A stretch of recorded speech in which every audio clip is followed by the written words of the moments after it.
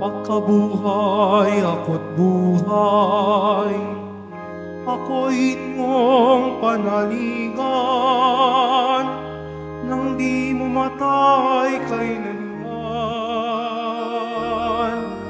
Hallelujah,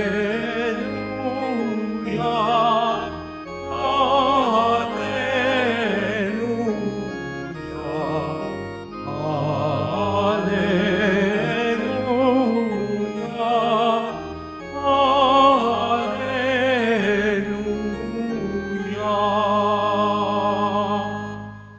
Sumainyo ang Panginoon. At sumaiyo rin. Ang mabuting balita ng Panginoon ayon kay San Marcos. Papuri sa iyo, Panginoon.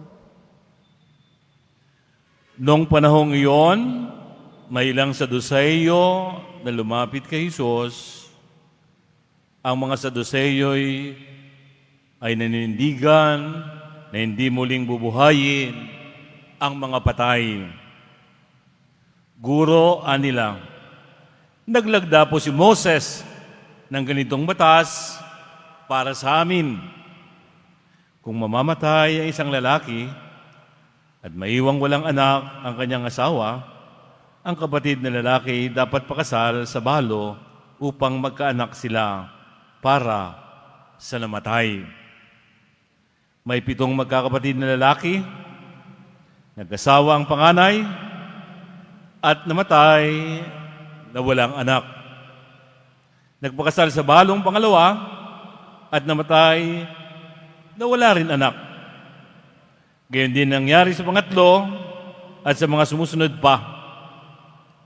Isa-isang napangasawa ng babae ang 7 magkakapatid at sila'y namatay na walang anak. Sa kahuli-hulihay, namatay rin ang babae. Ngayon, sino po ang kailanin niyang asawa sa muling pagkabuhay? Yamang na pangasawa niya, silang lahat.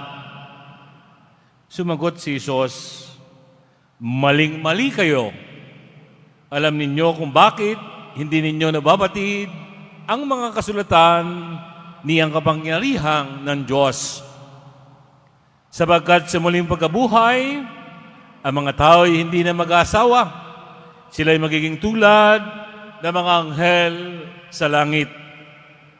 Tungkol naman sa muling pagkabuhay, hindi pa ninyo nababasa sa aklat ni Moses ang tungkol sa nagliliyab sa mababang punong kahoy. Ganito ang nasusulat na sinabi ng Diyos kay Moses, Ako, ang Diyos ni Abraham, ang Diyos ni Isaac, at Diyos ni Jacob. Ngunit ang Diyos ay hindi Diyos ng mga patay, kundi ng mga buhay. Maling-mali kayo. Ang mabuting balita ng ating Panginoong Jesucristo. Pinupuri ka namin, Panginoong Heso Kristo. Magsiupo muna po ang lahat. Isipin mo ba naman, kung may anak kang 7 at mamamatay lahat sa isang babae, ano kayang pakiramdam ng nanay at tatay? Sasabihin, walang hiya naman, naubos yung lahi ko. Yeah.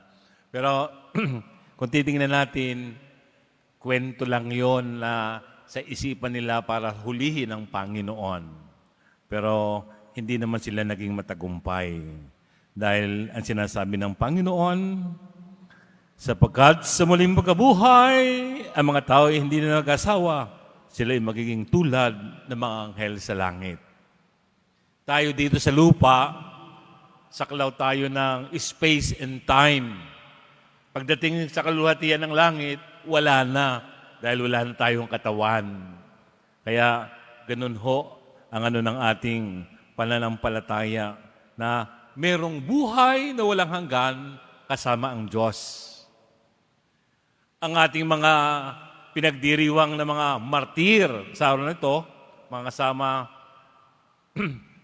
ni Charles Luanga, tunay na sila ay nag-alay ng buhay para kay Kristo.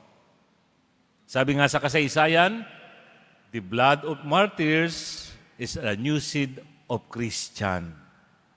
Kaya kapag maraming mga pinapatay ng mga Kristiyano, lumalago ang mga Kristiyano at dumadami. Yon ang biyaya na ipinagkaloob sa atin ng Diyos. Kaya tunay na kailangan natin ng mga sakripisyo para lalong dumami ang Kristiyano. Higit sa lahat, kailangan din natin magsakripisyo para tayo'y magbago at higit sa lahat ang ating kapwa at ang ating bayan. Kaya tanungin natin ang ating sarili, ano bang inaalay kong sakripisyo? Dahil si Charles Luanga, nag-alay sila. Bakit?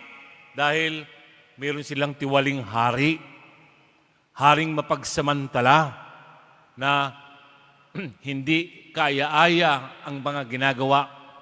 Mayroong mga baluktot na uri ng buhay. Kaya nanindigan sila Charles at mga kasama niyang mga Kristiyano na hindi manaig ang kasamaan ng hari.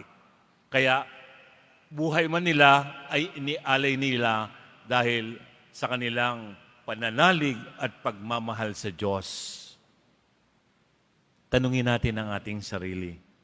Ano ang pwede kong ialay para sa aking bayan, para sa aking kapwa, at para sa aking sarili? Dahil kung titingnan natin ang ating mundo ngayon, napakasalimuot. Kailangan natin ng sakripisyo. Humingi tayo ng tulong kay Charles Luanga na sana matuto rin tayong magsakripisyo na mga tiwali, na maling gawain sa ating bayan at sa ating sambayanan ay magbago sa tulong ng ating panalangin.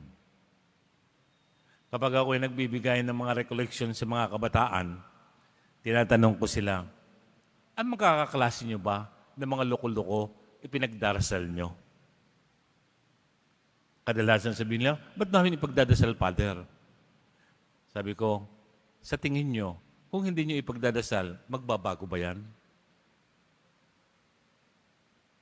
Ganon din ang dapat natin tingnan sa ating tahanan, sa ating sambayanan, sa ating bayan.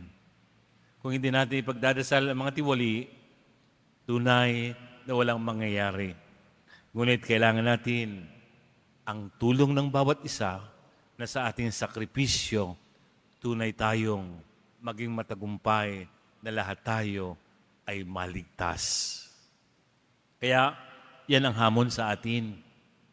Sa aking pag-uwi, sinong dapat kong pag-alayan ng sakripisyo at panalangin upang magkaroon ng pagbabago sa sarili ko, sa kapwa ko, at sa bayan ko. Kaya tumimik tayo sandali, pagdasal natin ang bawat isa na sana manahan yan sa ating buhay at paglaanan natin ng panalangin at sakripisyo.